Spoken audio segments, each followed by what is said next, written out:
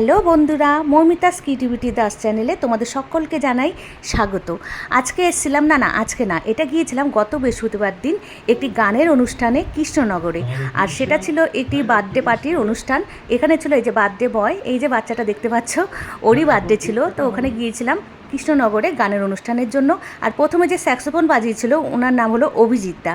তো উনি খুব ভালো স্যাক্সোফোন বাজায়, আর উনি ব্যান্ড লিডার একজন, আর উনি আমাকে শোটা দিয়েছিলেন। তো যাই হোক, সেখানে গিয়ে খুব ভালো লেগেছিলো। কিন্তু সবথেকে বড় সমস্যা যেটা হয়েছিল সেটা হলো ওখানে কিন্তু খুব ঝড় বৃষ্টিও হয়েছিল সেদিন।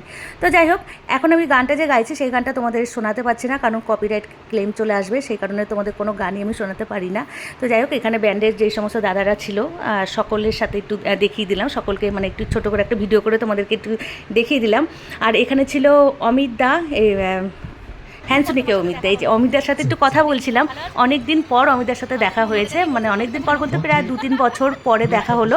তা ওনার সাথে একটু কথাবার্তা বলছিলাম। আর এই যে অভিজিৎদার সাথেই আমি কথা বলছিলাম আপনাদের সাথে, মানে তোমাদের সাথে একটু দেখো, আমার সব গুলিয়ে যাচ্ছে কথা বলতে গিয়ে। তোমাদের সাথে একটু পরিচয় করে দিচ্ছিলাম, দাদাকে বলছিলাম যে দাদা তুমি একটু হাই হ্যালো বলে দাও।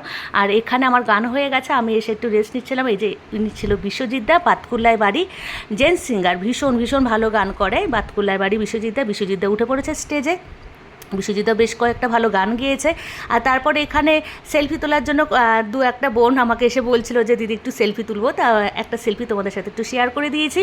আর লাস্টে কিন্তু ছিল ডুয়েট গানে কিন্তু ভীষণ ভীষণ মজা হয়েছে, খুবই মজা হয়েছে। আর শেষের দিকে কিন্তু আমার এত গরম লাগছিলো, যার জন্য আমি ড্রেসটা চেঞ্জ করে নিয়েছি। আর আজকের মতো ভিডিওটা এখানেই, আমাদের প্রোগ্রাম শেষ। ভীষণ ভীষণ ভালো স্পট ছিল, ভালো অডিয়েন্স ছিল।